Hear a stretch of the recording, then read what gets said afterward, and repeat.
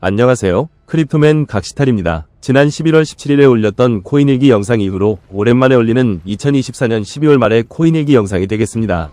곧 있으면 2025년 새해가 되는 것이죠. 제가 그렇게 기다리던 2025년을 곧 맞이하게 된다니 각오를 단단히 다져야겠습니다. 자막 넣는 건 이번 영상부터 크게 신경을 못 쓸 것 같습니다. 저는 이제 정말로 인생을 즐겨야 하니까요. 그리고 예전에도 말했지만 이번 비트코인 사이클에서의 코인 투자를 성공적으로 마치는 게 그 무엇보다도 최우선이며, 그렇게 마친 후엔 제가 오랫동안 알고 투자 조언을 해줬던 사람한테 이 채널을 넘겨버릴까 합니다. 직접 만난 적은 없고 온라인상으로만 말을 주고받았던 사람입니다. 그 사람은 이 채널에서 다른 걸 하고 싶다고 해서 하고 싶은 대로 마음대로 하라고 말했습니다. 그날이 온다면 전 다른 채널을 새로 파서 아마도 게임 영상이나 올리면서 가끔 코인 일기 영상을 올릴지도 모릅니다. 물론 그때도 유튜브로 돈 벌려고 하는 게 아니라 기록 목적입니다. 자, 본론으로 돌아와서 이번 12월만 하더라도 많은 일들이 벌어졌는데, 한국에서 대통령의 계엄령, 탄핵 등등 참 많았죠. 계엄령 내렸을 때 전 세계는 멀쩡했는데 한국의 코인 거래소에서만 역부가 생겨 비트코인이 30%, 알트는 40% 이상의 어마어마한 할인 세일을 하는 기이한 일이 벌어졌습니다. 그것 때문에 패닉해서 싸게 팔아버린 사람들이 생각보다도 제법 있었더군요. 참으로 안타까운 일입니다. 이번 사건을 보니 앞으로도 한국에서 또 무슨 비상사태라도 벌어지면 그때도 곧바로 코인 거래소가 거래 중단될 것 같네요. 그런 일을 대비하려면 개인 하드웨어 지갑을 쓰는 법을 알아두는 게 좋을 겁니다. 그리고 많은 사람들이 절대로 불가능할 거라 여겼던 비트코인 10만 달러의 벽을 12월 초에 시원하게 넘겼던 역사적인 일도 있었다는 걸 코인일기로는 이제야 언급하네요.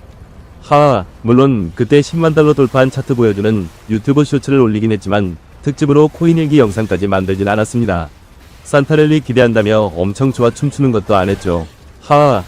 불과 2년 전인 2022년만 하더라도 테라 루나와 FTX가 저지른 대형 사건 때문에 많은 사람들이 코인판 불장은 다시는 안 올 거라 여겼는데, 지금은 분위기가 완전 180도 뒤집어졌죠. 요즘은 미국에서 대통령이 직접 비트코인을 언급하고 전략자산으로 모은다니 어쩌고 하는 소식까지 뜨고 있는 세상입니다. 물론 지금도 양자 컴퓨터 곧 나오기만 하면 비트코인 바로 망한다는 소리를 하고 있지만, 이 정도면 옛날보단 훨씬 나아진 겁니다. 이렇게 예전에 비해 현재 코인 시장 상황이 많이 좋아졌는데도 불구하고 2022년과 23년 내 코인 매매하다 전부 잃거나 빚을 진 사람들은 지금도 회복 못한 경우가 수두룩하더군요. 아니면 도식에 무리수를 두다가 망하니까 그 정도의 피해를 입은 겁니다. 이러니 고래버리지 트레이딩 안하고 비트코인만 차근차근 모았던 사람들이 차라리 나을 지경이죠. 왜냐하면 설령 비트코인을 2021년 11월 최고점에서만 샀다고 해도 그 가격이 69,000달러니까 지금도 수익권이잖아요. 지금부터 제 코인 투자 얘기를 하자면, 얼마 전에 유튜버 쇼츠로도 말했듯이 신규 자금을 투입해서 코인 모으는 건 이제 끝났습니다. 비트코인이 최근에 신고점인 10만 8,000달러대까지 찍고 9만 달러대로 다시 떨어졌는데, 그때 제가 스키마스크 도구 밈코인을 더 사는 걸 끝으로 모든 걸 마쳤습니다.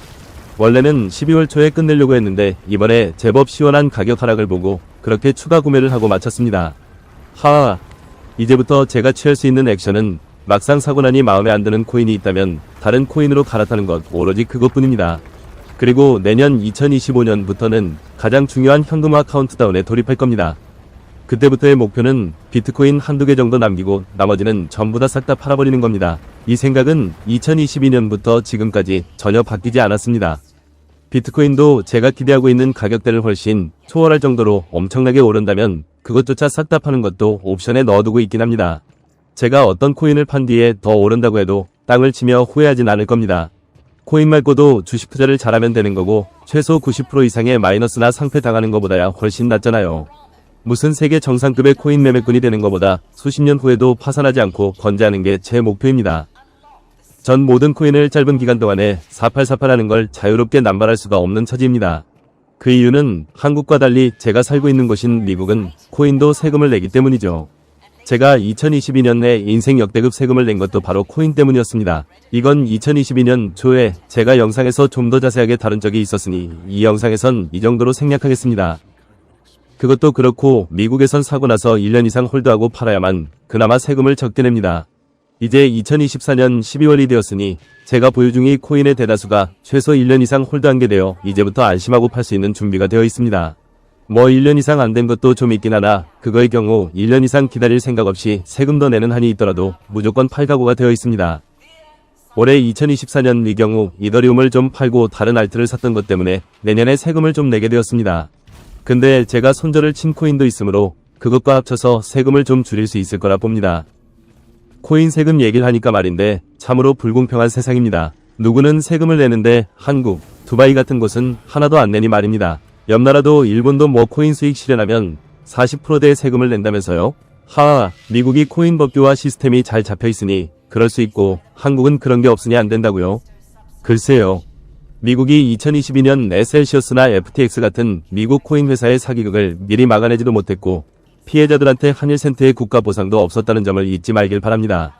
100% 시장의 원리대로 처리되었습니다. 반면 실리콘밸리 은행이 망했을 땐 미국 정부까지 직접 나서서 FDIC 가정한 최대 25만 달러만이 아니라 전액을 보상해줄 거라는 파격적인 보증을 해줬죠. 이런 걸 보니까 전 미국 정부도 그렇지만 그때 서로 나몰라라며 외면했던 코인 업계야말로 정말 못 믿겠습니다. 따라서 전때가 되었다고 판단할 때 과감히 팔 거고 이번에도 코인 불장이 끝나게 되면 코인판이 진짜 크게 뒤엎어질 거라 봅니다. 만약 그렇게 된다면 제가 특정 코인 업계나 코인의 몰락을 안타까워하며 마음 아파할 일은 아마도 없을 겁니다. 저나 잘 살아남으면 그만입니다. 미국에서 가장 큰 메이저 코인 거래소인 코인베이스도 예전에도 이미 몇 번 언급했듯이 개인적으로 그닥 좋아하지 않습니다. 최근에 트위터에서 코인베이스가 정확한 이유도 안 되고 코인 계좌 입출금을 막아버렸다고 분노한 유저들의 불만이 엄청나던데 심각합니다. 비싼 수수료를 그렇게 먹어대면 고객 서비스라도 좀 좋아야 할 텐데 딱히 그렇지도 않더군요. 24시간 7일 서비스가 제대로 되어 있잖아 한참 기다려야 답신을 보내주고 문제 해결을 빨리 안 해주고 시간만 질질 끈답니다. 아니 이러면서 로빈후드 거래소를 깠단 말이에요. 참고로 로빈후드는 코인도 수수료가 없습니다. 코인베이스는 코인 수수료를 터무니없이 많이 뜯어내고 어떤 코인이 하드포크나 컨버전 같은 걸 할 때도 다른 미국 코인 거래소는 그걸 지원해줄 때 코인베이스만 안 하는 것에 대해 상당한 불쾌감을 가지고 있습니다. 심지어 코인베이스 월렛에서조차 베이스 체인을 쓸 때도 수수료를 엄청 떼어가더군요. 아니 그럼 중앙화된 거래소보다 딱히 메리트가 있는 것도 아니잖아요. 그냥 지들 순이익 높이는 데만 도움 주는 거잖아요. 하하. 주식거래 앱을 봐도 로빈후드의 등장 이후 수수료가 없는 것이 수두룩한데 코인 거래소는 지금도 터무니없는 수수료를 떼어먹으며 수준에 비해 과할 정도로 돈을 쓸어 담고 있습니다. 언제까지 그런 식으로 비즈니스 운영을 할지 정말 궁금합니다. 이러라고 블록체인 기술을 발달시키려는 게 아니잖아요. 하하. 근데 한국도 그렇고 서양의 코인 관련 매체와 유튜버는 이런 모순점에 대해 강도 높은 비판을 하지 않고 있네요. 그럼에도 불구하고 이번 사이클에 베이스 체인이 핫할 거라는 걸 아니까 베이스 계열 코인을 산 건데 때가 되면 걸레짝처럼 싹 다 버릴 겁니다. 하하, 전 죽을 때까지 2022년과 같은 일을 잊지 않을 겁니다. 자 이제 마무리로 오랜만에 현 시점에 제가 보유 중인 코인을 나열해보겠습니다. 일단 코어 포트폴리오로는 비트코인, 이더리움, 솔라나, 체인링크 이렇게 4개 코인을 변함없이 보유 중인데 작년 2023년과 비교해 현재 달라진 점은 이더리움 비중이 현저히 줄어들었다는 겁니다. 하하, 결과적으로 잘한 판단인 것 같습니다. 그리고 그 외 나머지 보유 코인은 작년이나 최근에 공개했던 것과 비교해 다음과 같이 바뀌게 되었습니다. 페페, 랜더, 헬리움, 수이, 셀레스티아, 스택스, 터보, MPC, 스키마스크 도그, 브렛, 토시, 에일리언 베이스, 콩케, 웬, 노사나, 마이로, 캐디팻, SPX6900, 게임스탑, 마더, 화켓, 버드도그, 스모킹치킨 PC, 액트원, 봉크, 슈퍼버스, 빔, 아카시, 아리브, 로닌, 인젝티브, 그리고 스택스입니다. 이렇게 나열해보니까 엄청 많죠? 하하. 보유 코인이 많으나 간단하게 섹터별로 한데 묶어서 보고 있고 가치 투자라 여기지 않으므로 오로지 비트코인의 움직임과 사이클에 집중해서 싹 다 팔아버릴 겁니다. 수요의 경우엔 좀 늦게 말하게 되었는데 지난 11월 말쯤에 골드핀치를 익절하고 샀고 여전히 수십 프로 수익 중입니다. 이로써 보유 코인 중에 RWA 섹터에 속한 건 현재 체인링크 딱 하나밖에 없네요. 작년 말엔 골드핀치와 메이플도 RWA 계열 코인으로 보유하고 있었는데 이젠 익절해버렸으니 없죠. 앞으로의 계획은 내년 2025년 초중반쯤부터 상당수의 알트코인을 팔고 현금화할 각오가 되어 있습니다.